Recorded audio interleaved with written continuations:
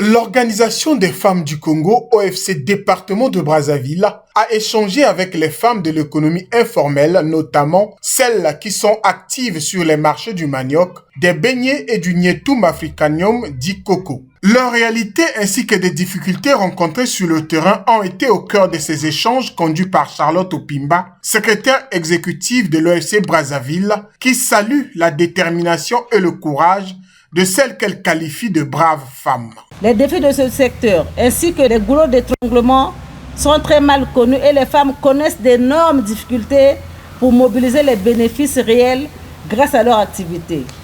Elles ne peuvent pas, dans ce cas, profiter réellement de leur travail pour contribuer véritablement aux charges de leur ménage.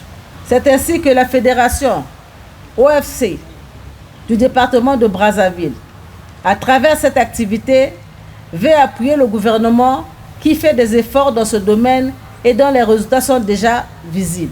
Cette rencontre, qui n'est pas la première du genre, va continuer justement dans d'autres secteurs et dans les jours à venir. Défilant à tour de rôle devant la tribune, ces femmes ont exposé les difficultés auxquelles elles sont confrontées. Je transforme le manioc à base de la farine de foufou. Je fais les gâteaux, je fais les sandwichs et beaucoup de choses. De l'OFC, là, j'attends les machines. Le président de la République a déclaré que c'est cette année que c'est l'année de la jeunesse. Il faudrait que les enfants puissent venir apprendre et qu'ils aient au moins leur quelque chose dans la poche. La secrétaire exécutive de l'OFC Brazzaville a apporté un soutien symbolique à ces dernières afin de booster tant soit peu leurs activités. Vous imaginez un jour Brazzaville sans manioc, sans coco, pour une journée. Qu'est-ce que ça va représenter? Un jour Brazzaville sans beignets, qu'est-ce que ça va représenter? C'est pour valoriser ces femmes-là. Dire qu'elles sont les femmes de valeur, qu'elles sont des leaders. Elles sont les leaders dans leur secteur.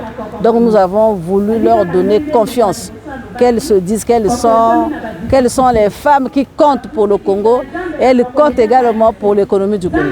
Aujourd'hui, c'était d'abord une prise de contact. Il fallait les écouter leurs problèmes, comprendre leurs difficultés et puis finalement regarder ensemble comment nous allons trouver des solutions.